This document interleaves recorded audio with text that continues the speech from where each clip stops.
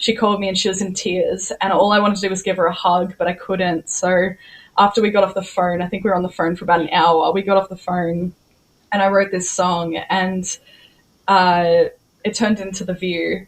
And it's kind of starts off soft, and then towards the end, I'm kind of just saying what I really want to say, which is the outro of like this message of like, it's actually not you that's the problem, it's her, and you're actually an amazing person.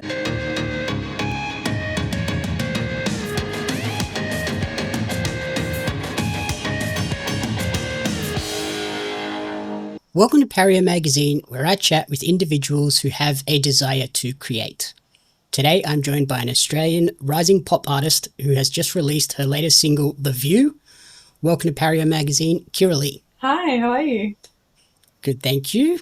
We're here today to chat about your journey through the world of music and the new single, The View. Mm-hmm.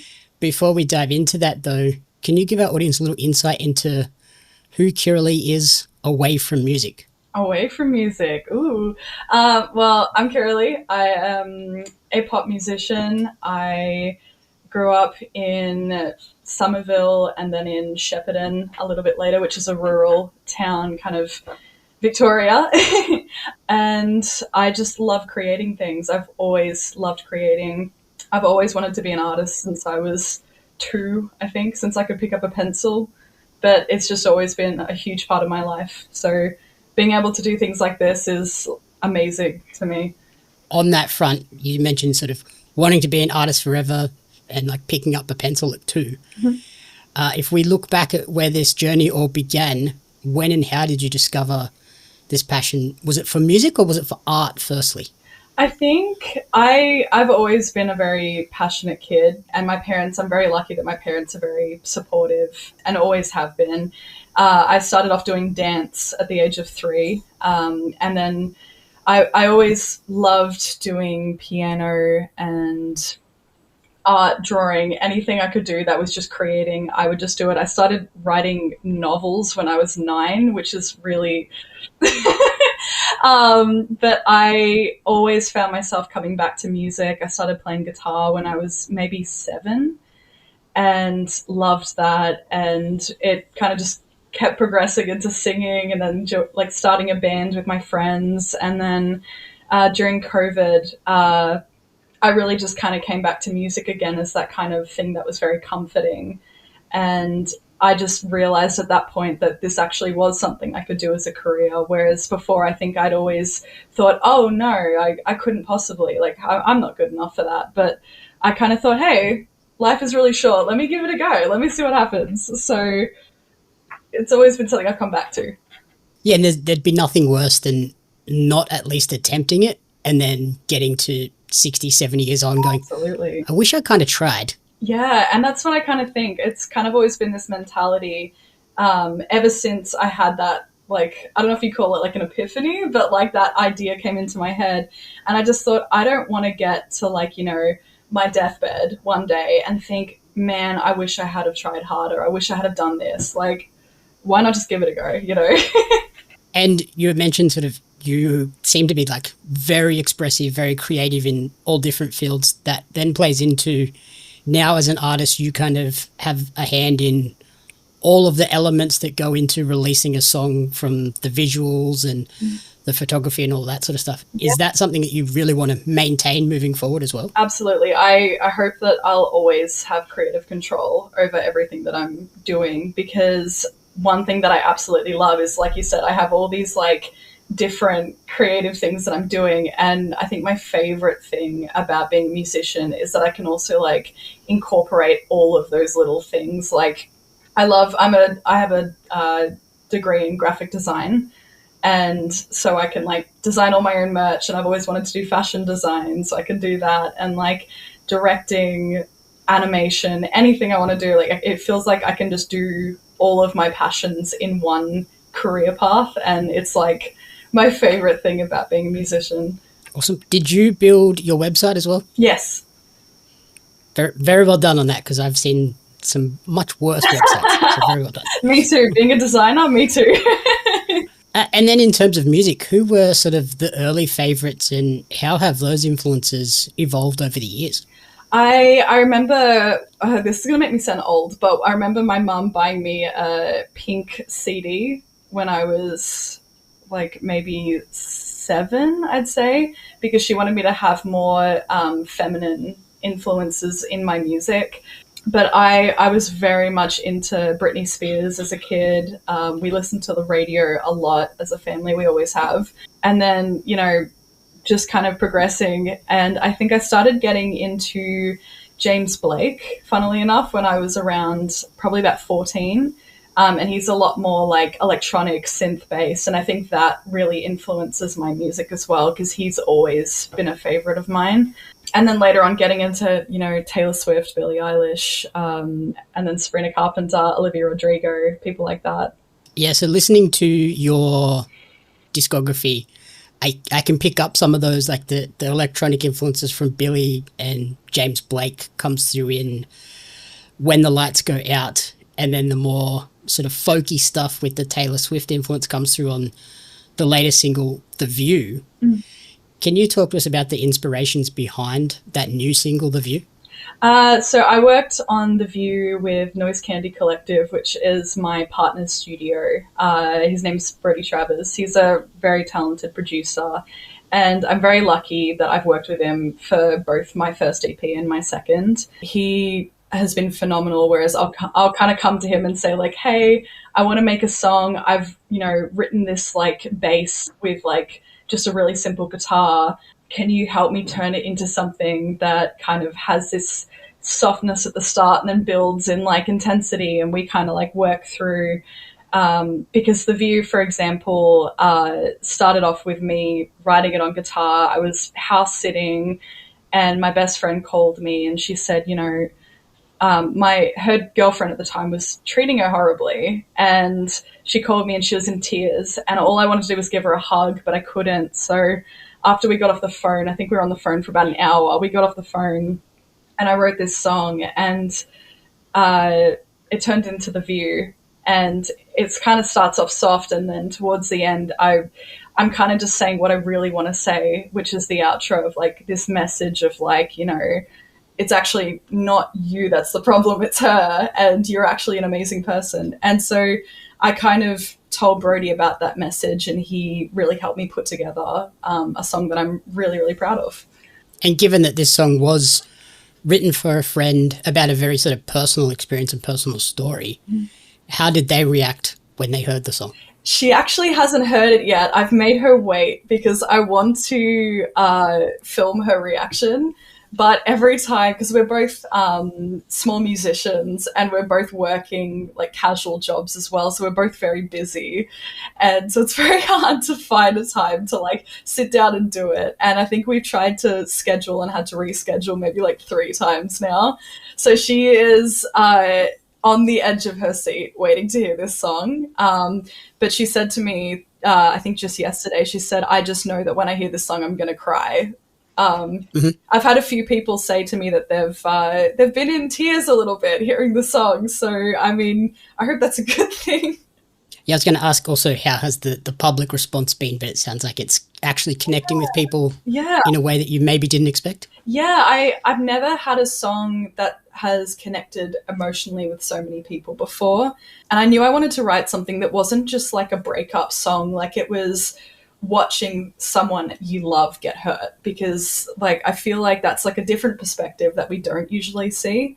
And I had a lot of people come back to me and say like, I actually really resonate with this because I watched this person or like this person go through it. And like, I think that's really important, is like, taking something you've made and, allowing people to kind of feel something and put their own experience onto it. And being sort of such a personal song, how do you approach that type of songwriting, and how challenging is that process for you emotionally as well? I've certainly written songs that I may never show to the public, because I found that songwriting is one of the most powerful outlets for me.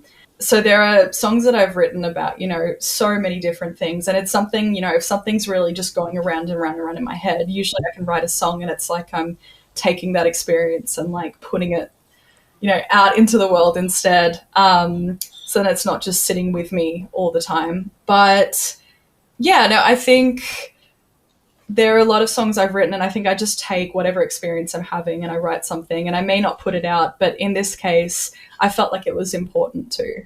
Do you think like maybe down the line, after sort of some time away from those really personal songs, maybe at that point they might be feasible to put out when you revisit them in 5, 10, 15 years? Yeah, definitely. I think the nice thing about kind of having, I think what people call it is like the vault. And I think the nice thing about having that is, you know, I can always revisit and say like, you know, now I feel like in a place of, you know, where I'm at peace with this thing that happened, and I can put this out and say, hey, this happened to me, but like, I'm cool with it now, you know? So yeah, I think that's the beautiful thing about art is like you can always kind of come back to it and put it out later if you don't feel ready to yet. And then with The View being about someone close to you's experience, did you also weave in some personal experiences as well of maybe you've had bad relationships in the past as well? I certainly think that kind of thing did take like influence a little bit as well. But I think my emotions of like that kind of helpless feeling of watching my best friend go through something horrible was absolutely the main influence, because it kind of just took over. And I think that's one of the easiest songs I've written. I think I wrote it in maybe like an hour or two, because I just had so much in my head that I wanted to say to her.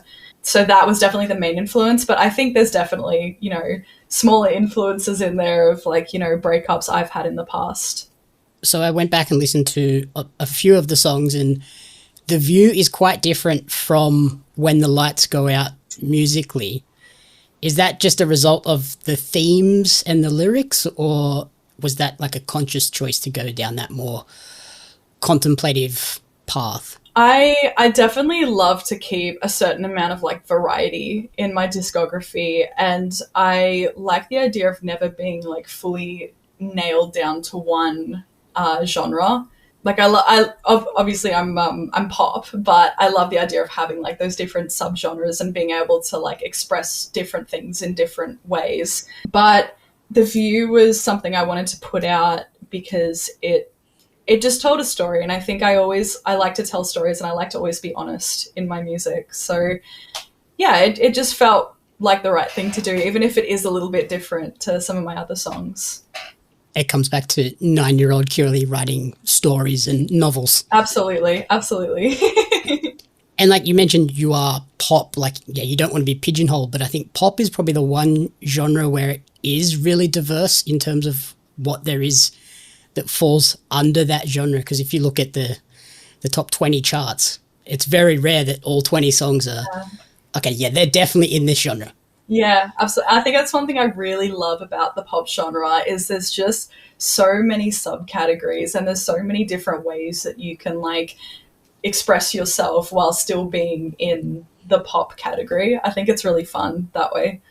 And do you have a preference for the bright, happy side of pop music, or did you enjoy going down this contemplative, emotional path? I haven't written a song that's this sad before, like actually put a song out that is like this sad before. And yeah, I noticed that listening to the tracks. Yeah, because like my other tracks are about, you know, fun things like dating, and like Electric Blue is inspired by the TV show Euphoria. Like they're all about just like fun little things. And then I wrote this song and I was like, ooh. And from like a marketing perspective, it was very different as well, because it's like suddenly I'm putting out this song that's like the complete polar opposite of my first track that I put out this year. But honestly, I think it's good. I think it's good to have variety, and like When the Lights Go Out, I love energetic songs like that. Like one of my favorite songs that's currently unreleased is probably my favorite song that I've ever written, and it's a more energetic kind of song. I think I am kind of figuring out that I do lean towards the more energetic stuff, but yeah, like I said, I still want to have some variety in what I'm doing, just for the sake of honesty, I suppose. And if you look at like the concert experience when you sort of tour these shows, you want to have that journey in the concert. You don't just want to have everyone all up here all the time. Yeah, exactly. I love going to shows where there's like big energetic moments, like like you'll have a few songs that are really like up in energy and it's like exciting, and then they sit down with a guitar for a little bit and they play a couple of acoustic tracks and it's a little bit more stripped back and vulnerable, and then they're up again, and it's like, I think that's like a really fun way of setting up a show, and I've seen that done a few times and I always have a good time with that. And so you mentioned there are some unreleased tracks still in the works. Yeah. If we look ahead, when could we expect them? Are we looking 2026? And then could you also be heading out on tour next year as well? I would love to tour. I'm hoping I have the budget for it. We'll see. But we're definitely expecting more tracks in 2026. I've got some really fun ones. I wrote 50 songs for this next EP. Yeah, I really took the time to like sit down and like kind of work on songwriting and figure out what I wanted to say in this next EP. And I'm only going to put 5 out with this EP, but there might be a few tracks that kind of leak over into singles on their own. But yeah, definitely next year, some more stuff coming very soon. Awesome. Now you've got the hard part of filtering down those 50 into 5. Yeah, that was really difficult actually, because there's so many tracks on there that are just like so close to my heart. I wish I could put all of them out, but I think I'd be releasing for a very long time if I did that. So finally, where is the best place for people to support you and track this creative journey moving forward to hear all the new music? I would say the Discord. We have a little Discord called the Kirkat Discord, which is kind of just the name that we've come up with for our little community. And it's just like a really fun spot. We all just yap in there. We've got a Minecraft server, and anytime I have a new update, it tends to be the place that I go to first, if not Patreon. But Discord's definitely the good one, because it's where we all kind of come together and, we're all friends in there. It's good. Yeah, and you don't have to rely on the social media algorithms for people to see it. It's there. Yeah, it's beautiful that way. It's really good. I love Discord for that. And would the website be the best place to direct people and get all those links as well? Yeah, absolutely. KirrileeMusic.com. Yeah, I update that website daily, really. So always a good spot to go and find some new stuff. The Discord actually has their own page on there where they get everything first as well. So yeah, it's a good spot to see what I'm doing. Awesome. Alrighty. Thank you so much for taking the time, and good luck with everything. We'll hopefully, budget pending, see you touring around the country next year. I hope so. Thank you so much for this. This is fun.